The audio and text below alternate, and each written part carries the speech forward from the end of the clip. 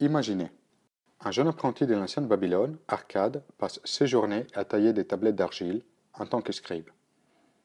Son désir le plus fort est de devenir riche, et Arcade est prêt à travailler jour et nuit, à apprendre tout ce qu'il faut pour réaliser son rêve.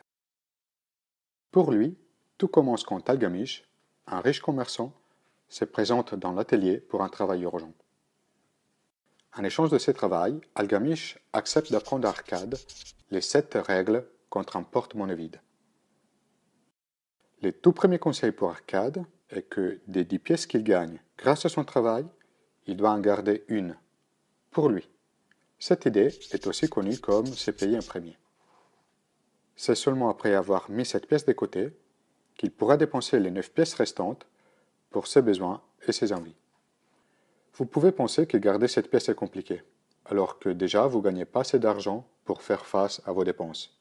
Mais Algamish nous rassure, après quelques ajustements, cela s'est fait sans effort.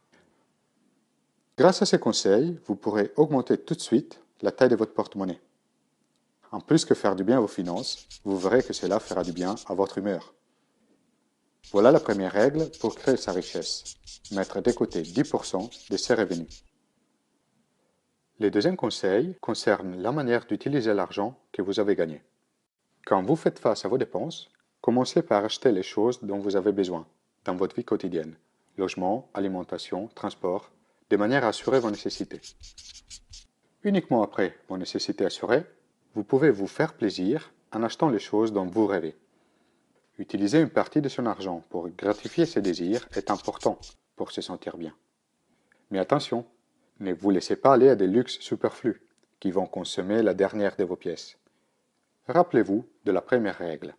Pour 10 pièces gagnées, une est pour vous, pour que vous la gardiez. Voilà donc le deuxième remède. Contrôlez ses dépenses. Le troisième conseil indique ce qu'il faut faire une fois que votre porte-monnaie commence à grossir.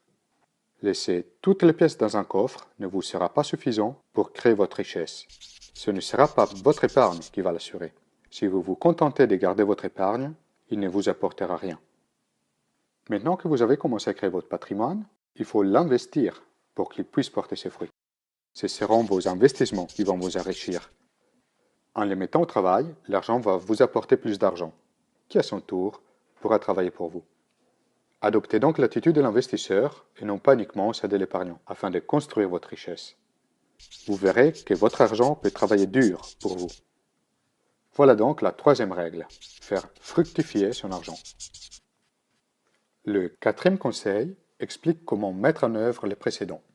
Contrairement à ce que des mauvais conseillers peuvent raconter, il n'y a pas de moyens magiques pour s'enrichir rapidement.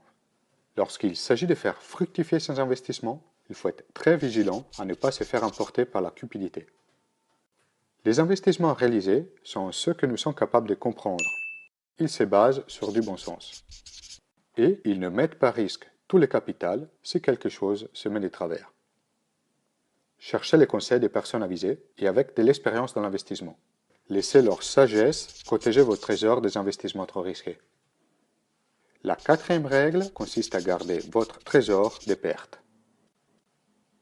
Le cinquième conseil de l'homme plus riche de Babylone concerne votre chez vous.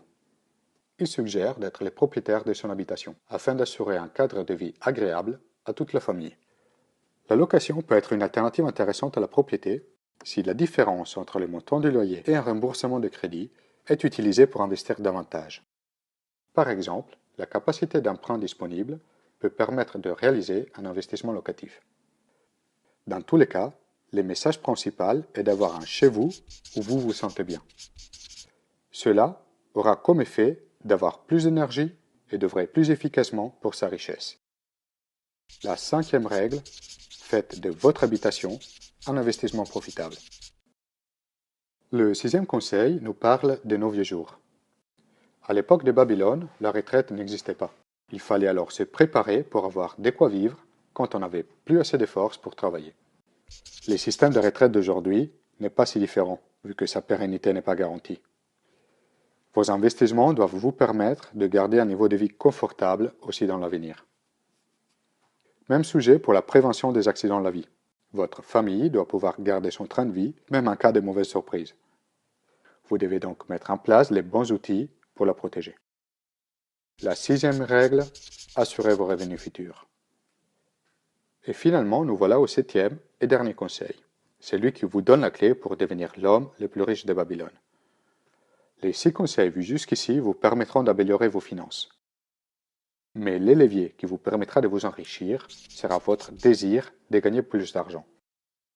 Ce ne sera pas tellement le fait de travailler plus, de travailler dur, qui vous permettra de réaliser votre rêve. Pour vous enrichir, vous devez surtout continuer à apprendre. Continuez à nourrir vos connaissances, lisez des livres, demandez des conseils avisés pour investir. Soyez curieux. Ce sera votre meilleure connaissance sur l'argent et sur les investissements qui vous permettra de devenir riche. Voilà donc la 7e règle, la clé finale. Augmentez votre capacité à gagner de l'argent. Et cela sont les 7 conseils qui ont permis à Arkad de devenir l'homme le plus riche de Babylone.